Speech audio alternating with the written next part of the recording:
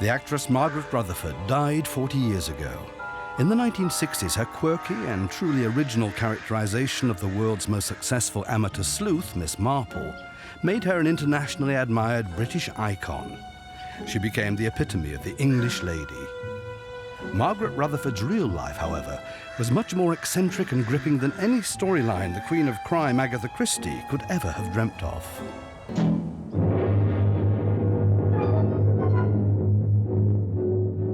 Now you saw that, didn't you? Didn't you? Do you think anyone will believe us?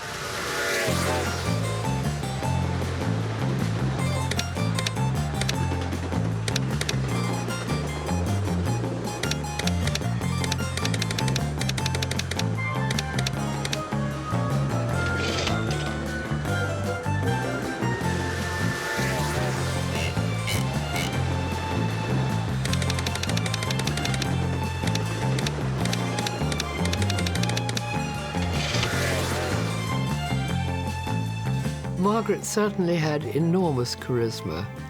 She was unique. I mean, there wouldn't ever be another like her. There couldn't be. Well, she was a very remarkable woman. She was always a very, very kind person, very kind to me. She was like an old aunt.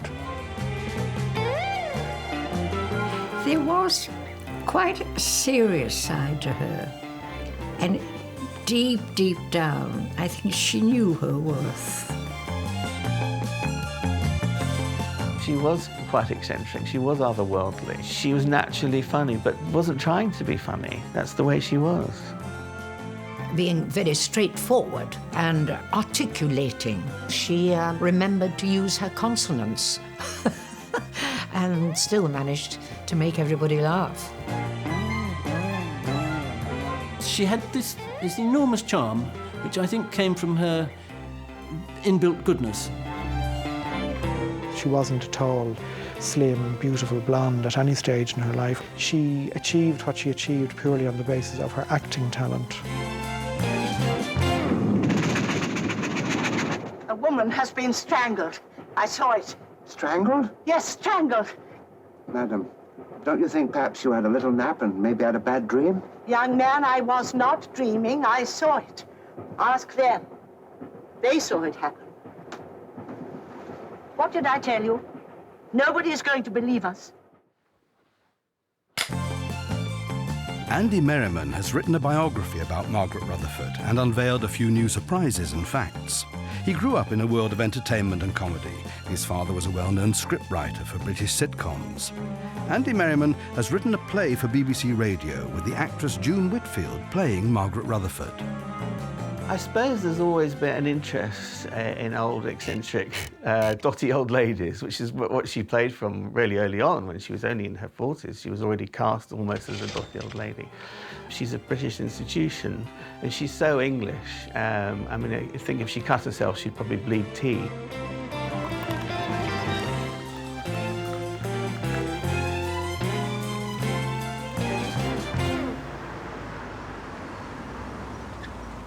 I mean, the English always love murders. There's so many murder mysteries on.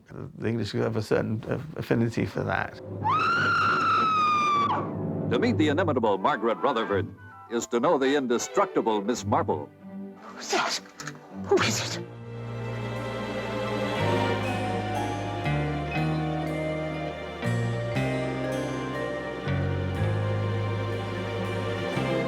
Wouldn't play any character that was described as mad. I mean, she wasn't happy about the Marple films in that murder came into the title, and she didn't like that either.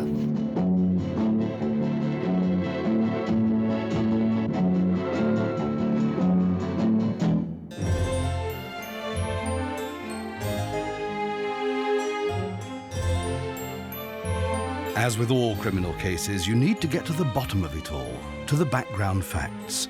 Margaret's begins with a long and closely guarded family secret. A relative in Notting Hill helps shed some light on the mystery. Tony Benn is Margaret Rutherford's second cousin and political figurehead for the British left, for many a cult Labour minister, and in his mid-80s still politically active. explained to me when I was very young that she was my father's cousin and that her father was William Rutherford Ben. But when I looked in the family records, there was no reference to William Rutherford Ben. And I used to ask my mother about it, and she used to get very defensive and say, oh, well, he did nothing to be ashamed of. Well, I didn't know what she was meaning.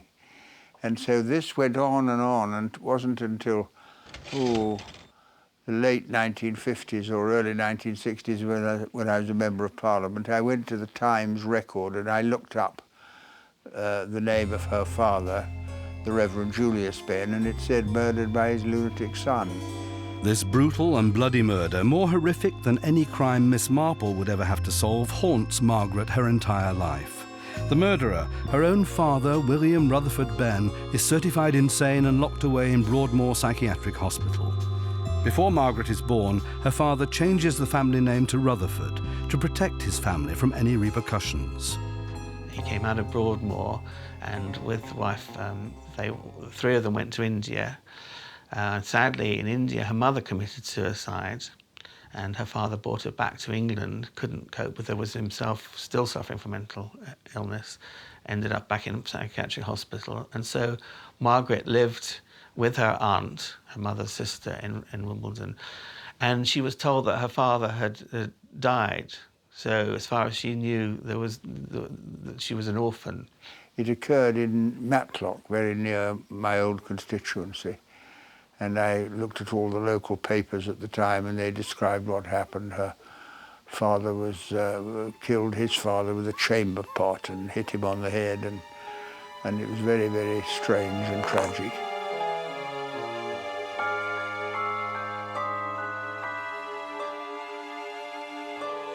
When Margaret is hardly 2 years old, her mother Florence hangs herself in India.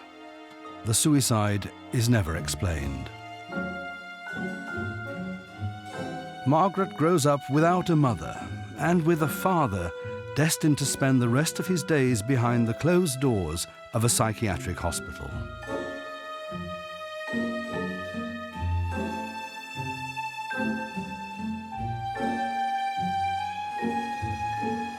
In the countryside, just outside Oxford, lives Gwen Robbins, the ghostwriter of Margaret Rutherford's autobiography. In 1969, Gwen lived together with Margaret and her husband, Stringer Davis, for 6 months at their home. Gwen was best friend and biographer of Grace Kelly, and has also written about Barbara Cartland and Agatha Christie. Margaret's autobiography was published posthumously in 1972. Well, the idea, you see, was that I would listen to her parlance and try to write as she would, and that's what I did. But the maddening thing, you see, is that the good parts of the story, all of them, the father and mother, the agent took out, said, oh, we don't want that. I said, please leave that in. And she said, no, we won't have that in. That would be offensive for her. It wouldn't have. It would have given more character to it. I don't know whether she told me all of it, but she hinted at it, but she was then gone with the Pixies. But lovable.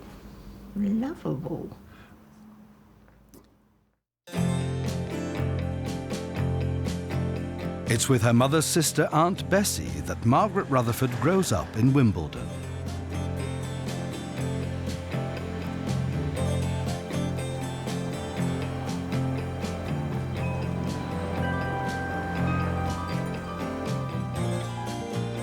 At 8, she attends Wimbledon High School for Girls. Her aunt remains a very important and close confidant who performs the roles of both mother and father.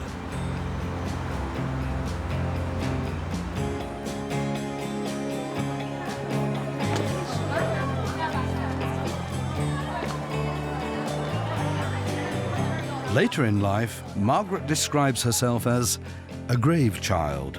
My face was oval like a bantam egg, and I had green eyes round as pennies. I wrinkled my nose like a rabbit, a mannerism I still have today.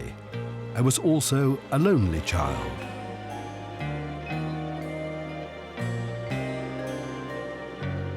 At school, they all call her Peggy.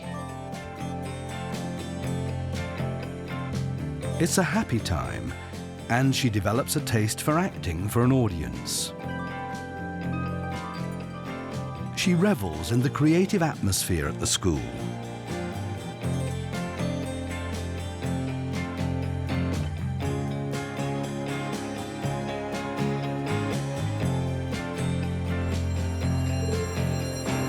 I think the fear of father getting out, because he'd sent a message to her saying that he was getting out and he was coming to get her.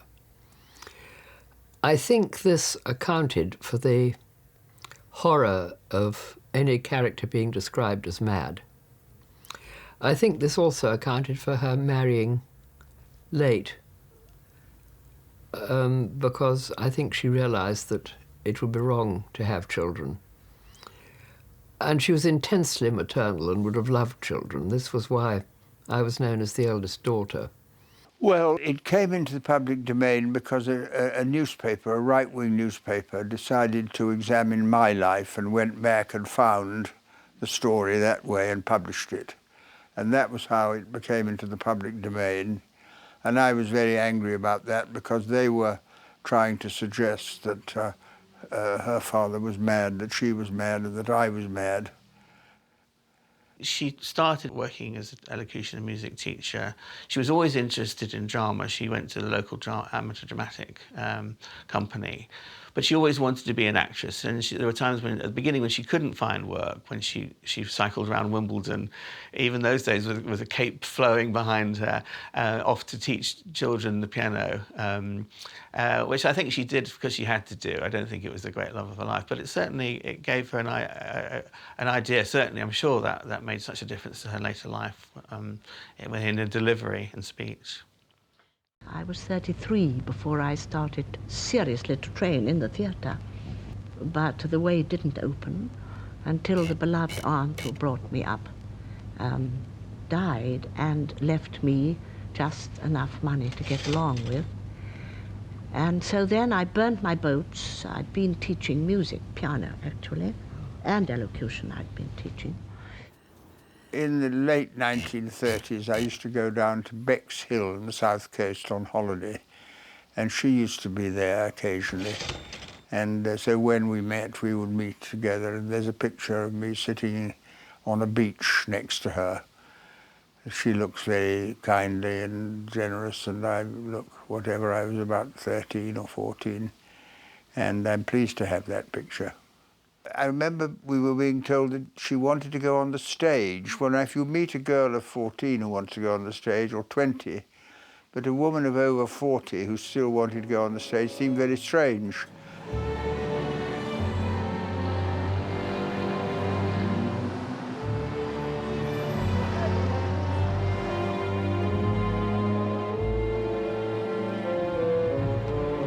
I remember one day going to the Old Vic where I trained, in the train from Wimbledon, and feeling this was suddenly a fairy story. I couldn't believe it. And so the day went on, increasing in its glory. I reached the Old Vic and I found I was to be lady-in-waiting to Edith Evans, together with several other very beautiful girls. I was much older and not beautiful, and stand behind Edith Evans, and every night to face an audience, which of course fed my sense of exhibitionism, which must be very great, you know. I must have a great sense of exhibitionism.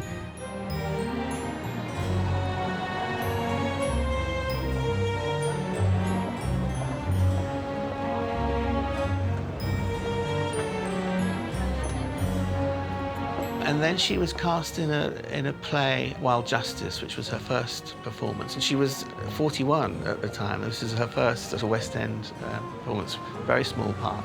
But after that, she never stopped working. She was spotted by Robert Morley in a play. And from then on, she appeared in the West End, really never stopped working in films, television, theatre, from the mid-30s, really. It was also, the Oxford Playhouse was important for her because this is where she met her future husband, Stringer Davis, who was an actor there. Margaret lands a role in the Irish farce Spring Meeting in 1938, under the direction of John Gielgud. It becomes her very first huge success. Margaret plays a supporting role as the grumpy 70-year-old Aunt Bijou, whose only pleasure in life is betting on the horses. Through Bijou, Margaret establishes herself as a comedy actress, and from now on, she's always cast in the same role, that of the dotty old lady. After excellent notices and sold-out houses, John Gielgud decides to direct Oscar Wilde's socio-critical play, The Importance of Being Earnest. Margaret fits perfectly into this world of mistaken identity, firstly as the governess Miss Prism, and later as the legendary character Lady Augusta Bracknell. Seldom has the cinema united so many outstanding talents in a single motion picture. Here is the scintillating, immaculate wit of Oscar Wilde, brilliantly captured on the screen by the artistry of Anthony Asquith and a distinguished cast of stars. And Margaret Rutherford, the preposterous Miss Prism. You do not seem to realize, dear doctor, that by persistently remaining single, a man converts himself into a permanent public temptation. She did have a capacity of entering into the parts she was playing and making them very, very real and attaching them to herself. So when I think of Margaret, I think of the parts I've seen her in. And there's something very authentic about the whole acting performance. She always was herself, but also playing the part brilliantly.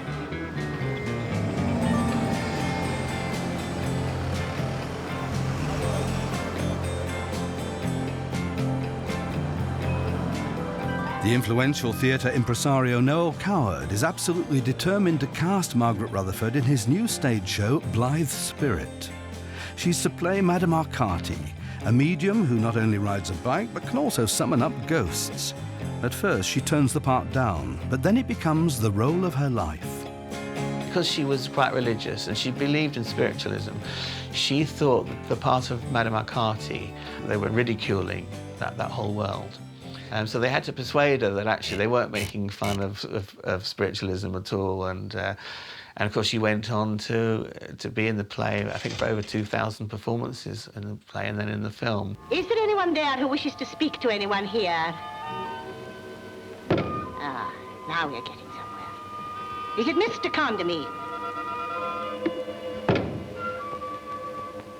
There's someone who wishes to speak to you, Mr. Condamine. Well, tell them to leave a message.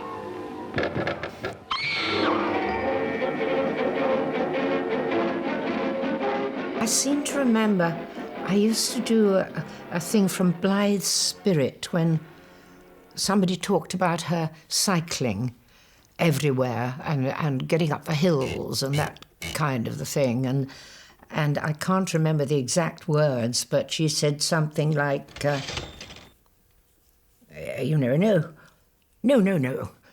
It's just down with your head and up with your heart, and you're over the hills and far away before you can look round. You know, I mean, it's like that kind of thing that's stuck in the... I don't know why.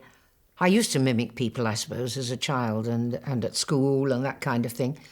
And she was such an easy one, really. But I did admire her.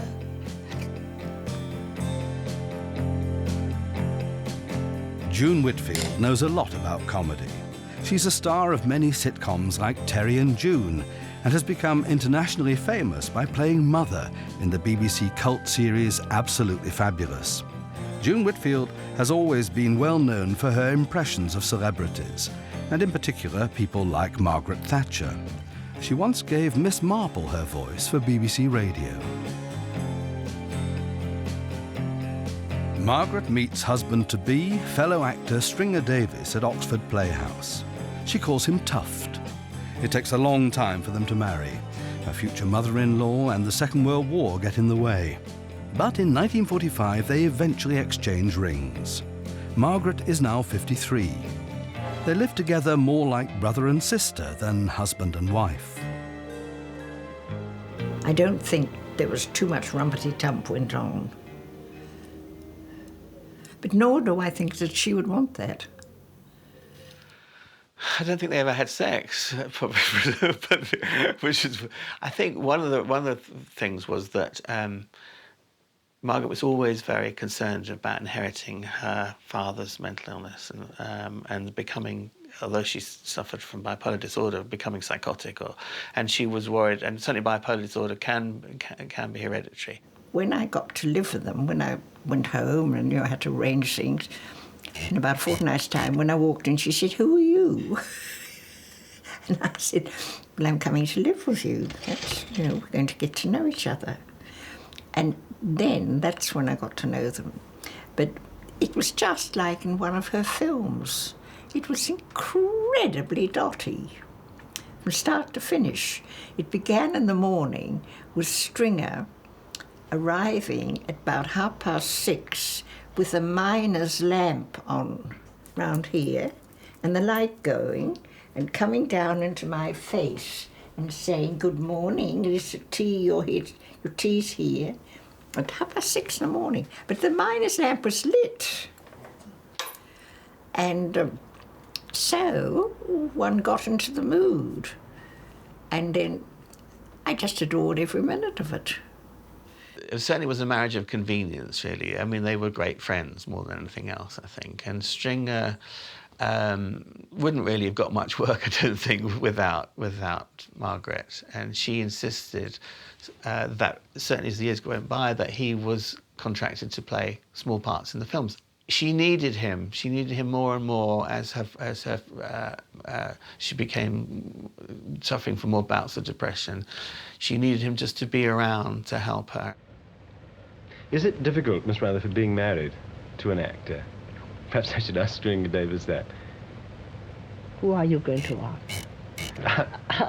I'll ask your husband.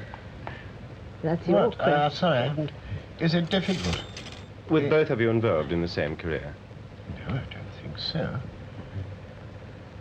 I've been a supporting actor all my working life since 1920, and I really didn't see why I shouldn't support a star off stage as well as on stage. And my side of that question is that without this particular support, I couldn't have done what I have done. So for me, it's a sine qua non to have him at my side.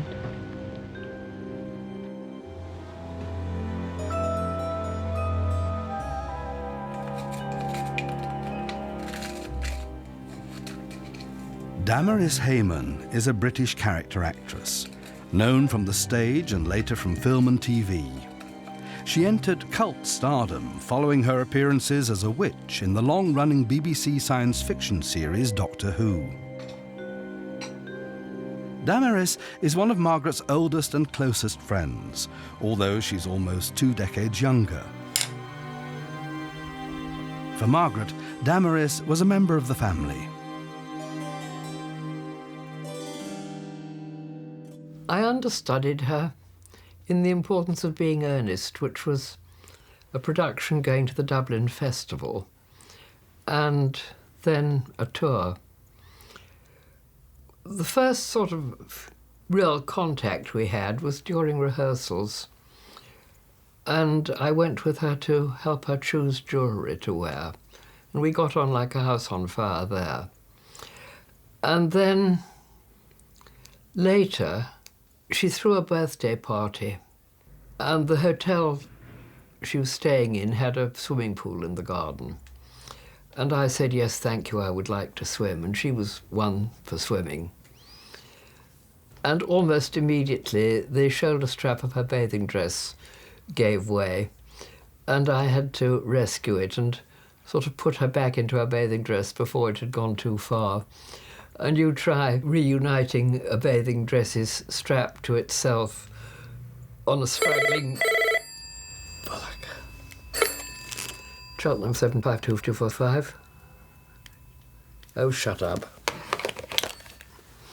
Sorry.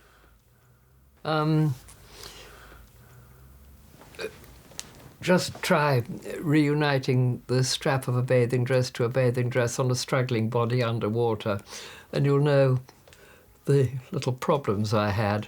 The one and only Margaret Rutherford. I could hug him. She is a shoplifter whose day is never done till every bag is full.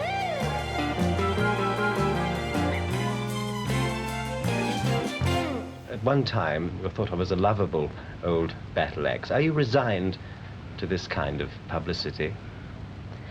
I'm not altogether resigned to the battle axe. I don't mind being thought of as lovable. Yes. But I don't mind being thought eccentric, because I like to be a person by myself, you know, with my own kind of ways. I mustn't say distinctive, but a little bit odd. I don't mind being. I must tell you, I very nearly sent up a saying of the week to the Observer one week because she was asked a question rather like that one at the time, and my wife responded, "I am not a battle axe."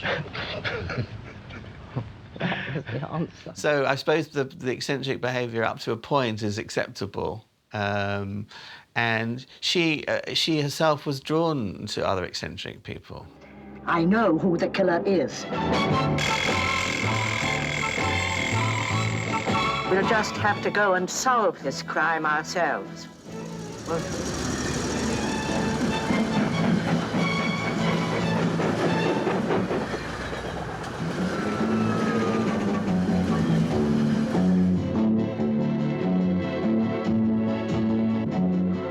People love the idea of a dotty old lady solving crimes that the police couldn't. And as for the police, well, they're positively insulting. I assure you, Miss Marple, that a woman cannot be murdered on a busy train a few minutes before a station without our finding out about it. I'm quite sure you mean well, Inspector. But if you imagine that I am going to sit back and let everybody regard me as a dotty old maid, you are very much mistaken. John Curran is not only a fan of Agatha Christie, he's also a Christie expert. He worked with Agatha Christie's nephew, Matthew Pritchard, on an archive of the Queen of Crime. John's book, Murder in the Making, tells stories and unveils secrets from the crime novelist's private archive. Phew. Well, Margaret Rutherford is probably the most unlikely version of Miss Marple we've seen on screen, and the first intimation Agatha Christie had of this was when she went to her local cinema in Torquay to see Murder, She Said, and I think I can safely say she was horrified, because even though the storyline of the film sticks fairly closely to the original novel 450 from Paddington, the character of Miss Marple is completely unrecognisable, because Miss Marple is supposed to be tall and thin and very ladylike, and Margaret Rutherford doesn't really appear in any of those guises in the film, because at one stage she's plate laying on the railway line. Even my friend Mr. Stringer will have his doubts. Mr. Stringer, will you kindly give me a leg up? Really, Miss Marple, Please, Mr. Stringer.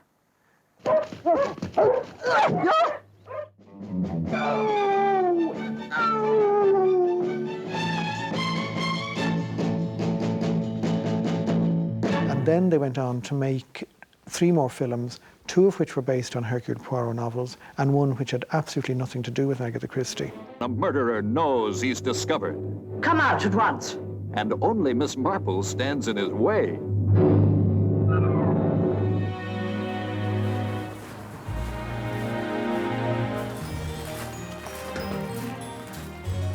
The 4 Miss Marple films are shot in Buckinghamshire.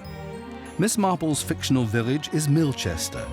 In Agatha Christie's books, it's St. Mary Mead. The locations are a mix of the absolutely English villages Amersham and Denham. Time seems to stand still at Miss Marple's cottage in Denham.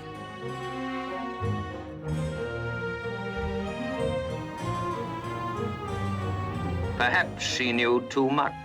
What did you hear? Oh, Miss Marple, I'm afraid. I'm terribly afraid. Mrs. Lanscony? Miss Marple, murder and mayhem. They go together in Murder at the Gallows.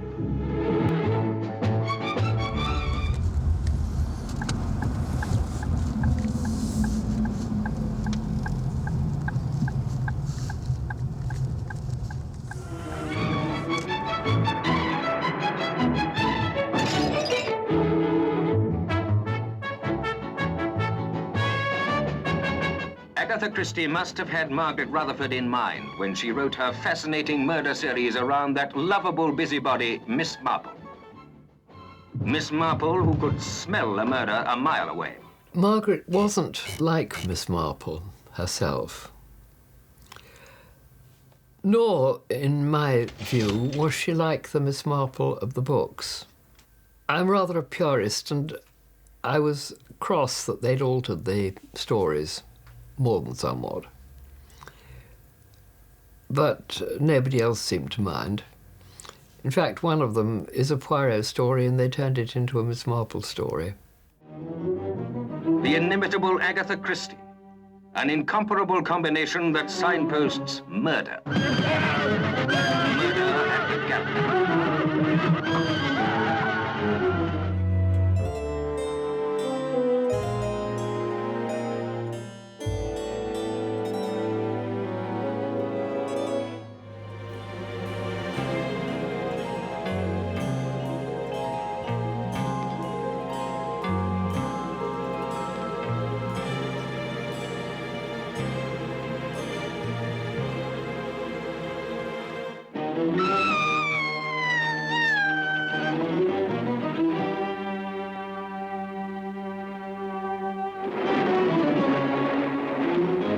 Agatha Christie's delightful, extraordinary lady detective finds herself hot on the heels of homicide and distressingly in the hair of Scotland Yard.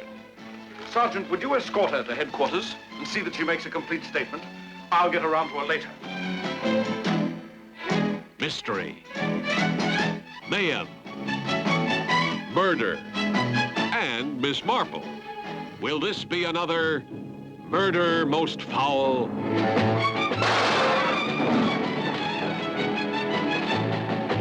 The fourth film, Murder Ahoy, has nothing to do with Agatha Christie, so there is no comparison with any of her books. Now hear this, you hearty laughers. Here comes Academy Award winner Margaret Rutherford. Well, look at it. Reefer jacket, brass buttons, tree-corn hat. Who does she think she is? Neptune's mother? Welcome aboard, marvelous Margaret Rutherford. Once again as Miss Marple, a busybody detective, in Agatha Christie's newest and maddest mixture of murder and mirth. Murder Ahoy! They wanted to include a large element of comedy in it because Margaret Rutherford was very good at comedy on screen. But Agatha Christie was left far behind. But it has to be said that when Agatha Christie did meet Margaret Rutherford, they both admired each other's work. The two of them got on well together because both respected the other's professionalism. This was reflected in the dedication of the Miss Marple novel, The Mirror Cracked from Side to Side, to Margaret Rutherford. The Miss Marple films bring Margaret international success. She's at the height of her career, and not only in Britain. She's paid £16,000 for each Miss Marple film, and becomes one of the highest-earning actresses in England. Margaret doesn't get much enjoyment out of it, though. Her depressions are becoming deeper and darker. Elizabeth Taylor and Richard Burton. Elizabeth Taylor and Richard Burton. Richard Burton. Elizabeth Taylor and Richard. Then sunny Hollywood calls. Margaret is cast with heady company in a blockbuster which includes some of the greatest film stars of the 60s. In 1963, she wins an Oscar for Best Supporting Actress for her dotty portrayal of the Duchess of Brighton in the V.I.P.s. There's a nice story about when Margaret was filming the V.I.P.s, and Elizabeth Taylor had a huge trailer which had to be, she demanded it being painted pink. So I think it was a double trailer. She had to have fresh flowers every day. You know, everything was kind of for the star. The only thing that Margaret Rutherford asked was a baby belling small stove so that she could cook her bacon and eggs every night, which she and Stringer used to like. And I just thought that was just absolutely classic, sort of the modesty of Margaret Rutherford and compared to the Hollywood scene. She'll look after you and take her up to our special VIP lounge. How do you do, sir? V.I.P.s, very important persons. The famous and the near famous. Each one confronted with a crisis brought about by the delayed flights. And there's the Duchess. Wonderful, lovable, uproarious Margaret Rutherford. Would you kindly fasten your seatbelt, please? What are they going to do, loop the loop or something? Peter Ustinov accepts the Oscar for Margaret, who can't be there. She's also awarded a Golden Globe for the film and receives the Actress of the Year award. Margaret Rutherford, because of her work, mainly in the theatre, but then certainly winning an Oscar at that stage of her life, because she's not the typical film star, and she never was. She wasn't a tall, slim, beautiful blonde at any stage in her life, or beautiful brunette. So she achieved what she achieved purely on the basis of her acting talent. So I think most people were quite glad to see both of them become Dame, because they've given lots of entertainment to millions of people and will continue to do so for many years to come.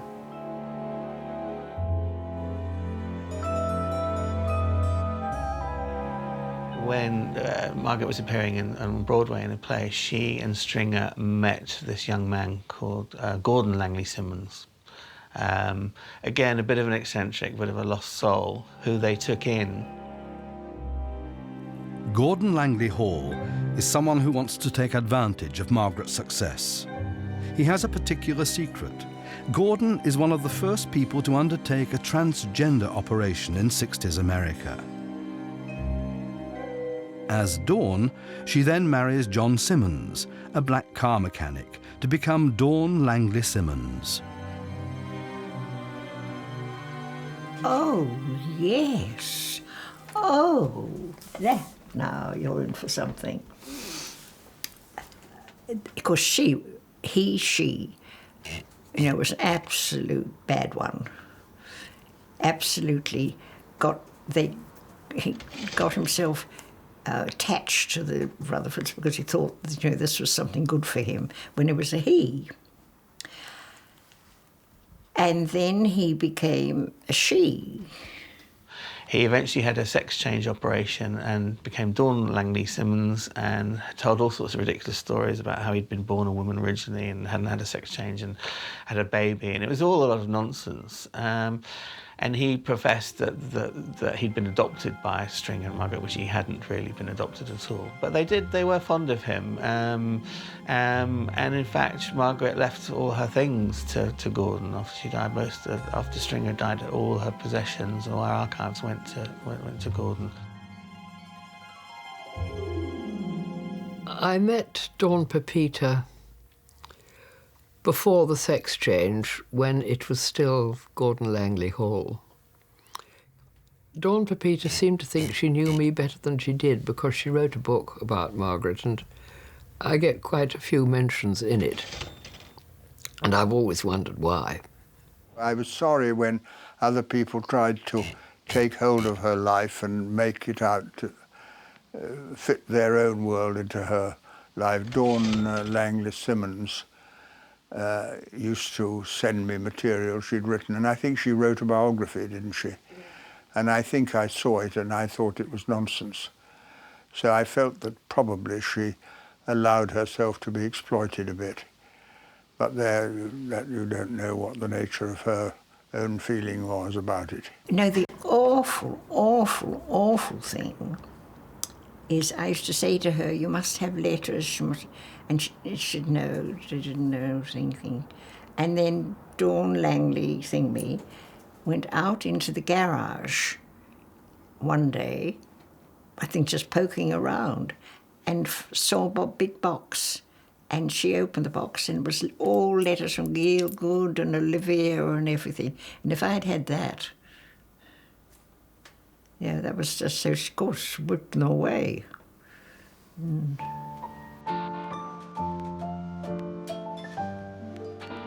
Edward Lear is one of Margaret's favourite poets.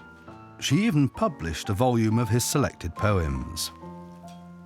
Next to Lewis Carroll, Edward Lear is the master of Victorian nonsense literature. A perfect match for Margaret and her friend Damaris. One of my favourite Edward Lear poems is The Owl and the Pussycat. The owl and the pussycat went to sea in a beautiful pea-green boat. They took some honey and plenty of money wrapped up in a £5 note. The owl looked up to the stars above and sang to a small guitar, "Oh, lovely pussy, oh, pussy, my love, what a beautiful pussy you are, you are, you are. What a beautiful pussy you are." Pussy said to the owl, "You elegant fowl, how charmingly sweet you sing. Oh, let us be married, too long we have tarried. But what shall we do for a ring?" They sailed away for a year and a day to the land where the bong tree grows. And there in a wood a piggy-wig stood with a ring at the end of his nose. His nose, his nose, with a ring at the end of his nose. "Dear pig, are you willing to sell for 1 shilling your ring?" said the piggy. "I will." So they took it away and were married next day by the turkey who lives on the hill. They dined on mince and slices of quince, which they ate with a runcible spoon. And hand in hand on the edge of the sand they danced by the light of the moon. The moon, the moon. They danced by the light of the moon.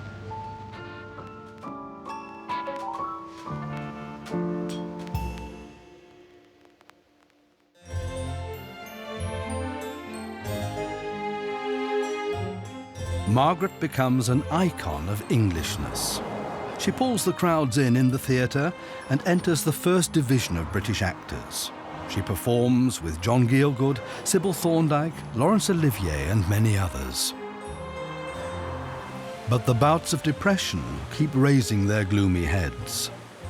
In her autobiography she writes, "Like many actresses, I have periods of great elation, followed by immensely depressing ones. The very fact that we are supersensitive people has something to do with this. All through my life, I have had to go away from time to time and sort things out for myself. When my turmoil became too much, my very dear friends were there to rescue me." When she was down, she was very, very down. And when she was really up, she was very, very up. And sadly, the downside took over late in life. And for a long time, I could get her out of it and get her slightly up again. But really latterly, when she was pretty ill, I couldn't sort of get to the inside Margaret and raise it up out of the depths, which was sad. In 1966, Margaret struggles with the role of Mrs. Malaprop in Sheridan's restoration comedy The Rivals. Mrs. Malaprop is a lady who mixes up her words and pronounces them wrongly. Malapropism, in fact. What's supposed to be most amusing on stage becomes tragic in reality, because Miss Rutherford really does keep forgetting her lines and invents new ones instead to save herself, much to the horror of her fellow actors. Later on, it's assumed she has Alzheimer's. Well, I saw her very last, which is something I try to forget, which was The Rivals. And she was obviously playing Mrs. Malaprop. And if only it had been a few years earlier, she'd have been the Mrs. Malaprop of our age. But by that time, she was starting to be ill. And instead of a great big star coming on, it was a rather tired old lady in a heavy costume. It was torture because she came to the speech that everyone knows, and she tried. A lot of us in the audience probably were wanting to shriek out the prompt. And I went round to see her afterwards, and she was really in a state of near collapse. And always before she'd had a rather gay supper party. Not this time. I think they probably just went home. A year later, Margaret's talent is honoured. She's awarded the highest order in the kingdom at Buckingham Palace and becomes a Dame of the British Empire.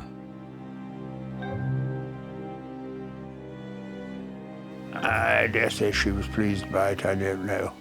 It's a funny thing about English titles. Well, it's just completely out of date and absurd, but people pick them up, and if you're made a knight or a dame or a lord, people like it. It was rather sad when Margaret became a dame, because I think it came too late. I think by that time she wasn't as excited about it as she would have been when she was a bit younger. She'd had a bad time. I suppose she had a bad time during the rivals. And they gave her ECT. And this had the appalling result of making her forget a lot of her past, and in particular forgetting the times that she was happy.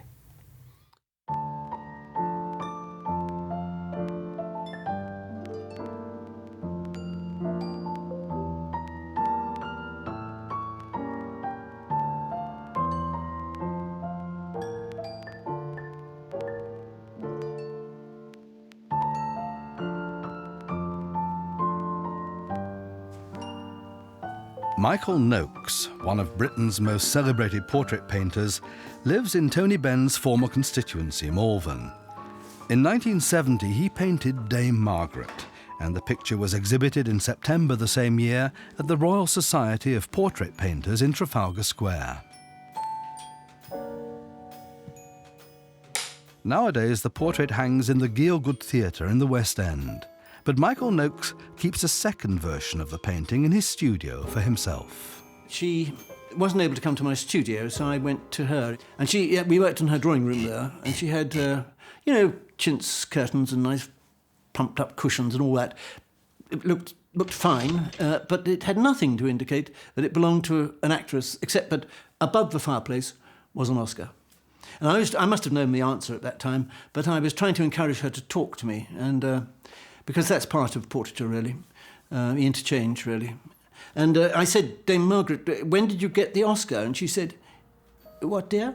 And I said, when did you get the Oscar? And she said, oh, I don't know, dear, Thursday, I think.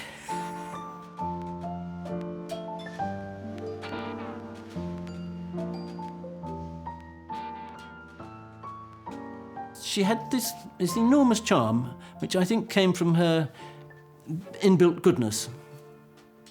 I think with Margaret, because she'd had a little stroke or two or three, I had to accept that she was not vital, and she was sitting there. And I think had she been the old Margaret Rutherford, I think I would have got a more dynamic composition, but it was too much to ask. Therefore, one had to adapt one's mind's view of her so that it's a fairly quiet, thoughtful, reflective picture, rather than one brimming with vitality. And I reckon that that's how she was at that time. Her husband clucked around her like an old hen, really. They were absolute delight together. And, he took her out for a little afternoon ramble after a sitting one day. And, I'd have lunch with them, and then she'd wrap up in one of her wonderful cloaks, and he'd put his arm around her. And very charmingly, when I showed them the picture, think of all the things that had happened to those two. And Stringer said, absolute nonsense this, but Stringer said, oh, this is the most exciting day of our lives. Really.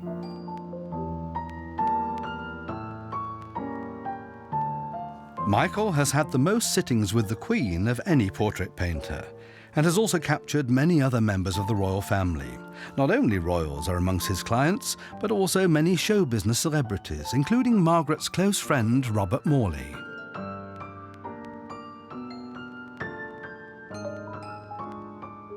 Margaret has to be carried into the gallery to see her portrait for the first time. She's clearly not in the best of health.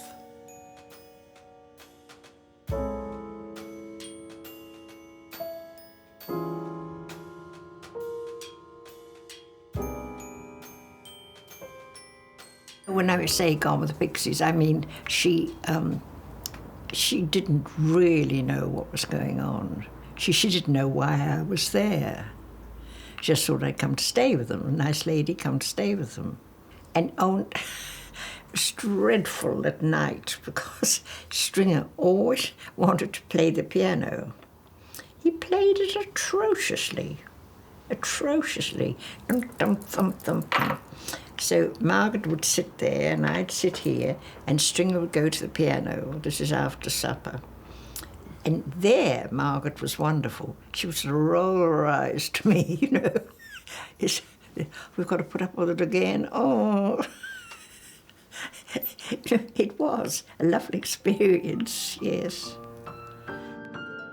While shooting her last film, Arabella, in Italy in 1967, Margaret had fallen and broken her hip. From then on, she's confined to a wheelchair and never recovers. As I went down near her birthday, not on it because I was due to be working in Leeds, but as near as I could because I always had. And for Stringer's sake, I tried to do anything that I'd always done, because it made him feel better. And we were sitting in her room, and she was in bed and really not there at all. And then I said I must go, because I was going on down home. And he said, oh, you'd like to kiss her goodbye, wouldn't you? Which was the last thing I felt I wanted to do. And I did. And just for a second, she came back and knew me. And I was so pleased that I had. And of course, I was heartbroken when I'd heard she'd died.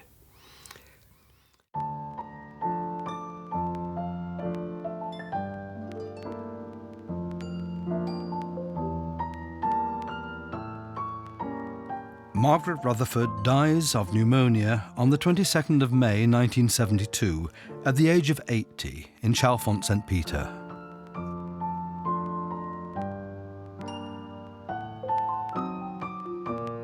She's buried in the cemetery of St. James's Church, Gerrard's Cross.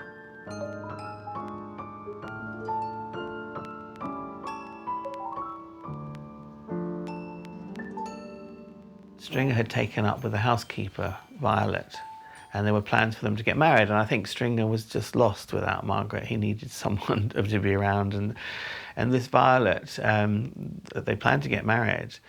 And he hadn't, you know, he didn't have a clue really, and so at the end of it, I said, oh, there's a tea party at home. I've got some food there. And she said, oh, yes, I'll take that over from you. And I said, no, you won't. I said, this is Stringer's day. This is not your day, and it's not my day. And I don't know who you are, but keep your hands off him. He's a vulnerable old man. And they were going to be married, which I thought was a mistake. And perhaps fortunately, Stringer died, I think, before it happened. I was pleased when he had, because he was never going to be happy without Margaret. And I hoped that they were together in a better land than this.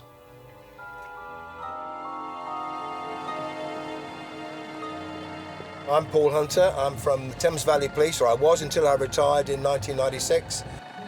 I served 30 years, and most of that time I was in the CID. I was an operational detective. And I worked on various crimes, lots of murders, sexual offences, fraud cases. And one day a phone call came in to say there'd been a burglary at a house called Hatfield in Joiners Lane in Chalfont St. Peter. Violet Victoria, she was an old lady. That's the only way I can describe her. She was an old lady.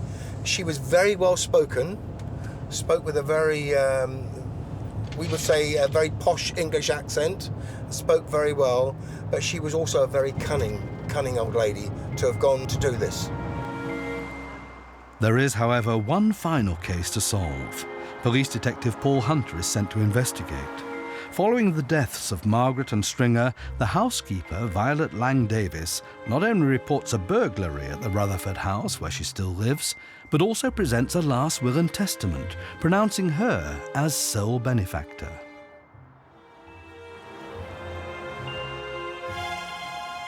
There was no criminal record of her, but what we do know is that she had been a trained opera singer, but at her age, I suspect that her opera singing days had long finished, and probably she wasn't very successful anyhow, because who having trained as an opera singer, would then go and offer their services as a housekeeper? The Oscar and the Golden Globe and other possessions, I think a tea set and other of their possessions had been stolen in a burglary. And of course, actually, it wasn't a burglary at all. It was she'd stolen them and had sold them. Had sold the Oscar to an antique dealer, and she appeared in court. It's almost unbelievable what this old lady did, but this is absolutely the truth. This is what she did, and she, apart from she didn't get the property back, she seems to have got away with it. And after that, we never saw her again. She did a runner. It turns out that Violet not only faked the burglary, but also forged the signature on the will. Margaret and Stringer luckily did not live to experience all this. And Violet has indeed taken her secret with her to her grave.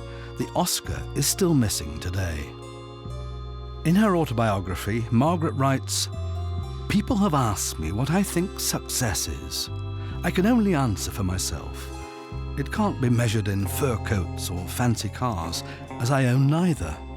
Success is having the hearts of people and lifting them up." Margaret certainly had enormous charisma. She was unique.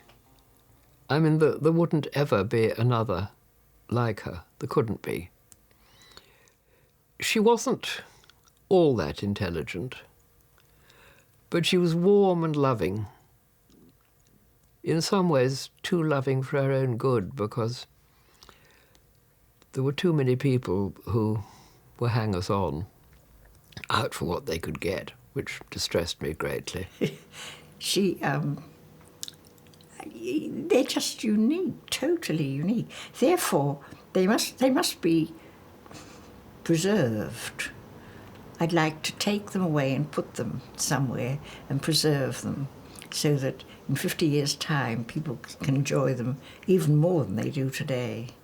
I don't think she gets nearly the credit she should get as an actress.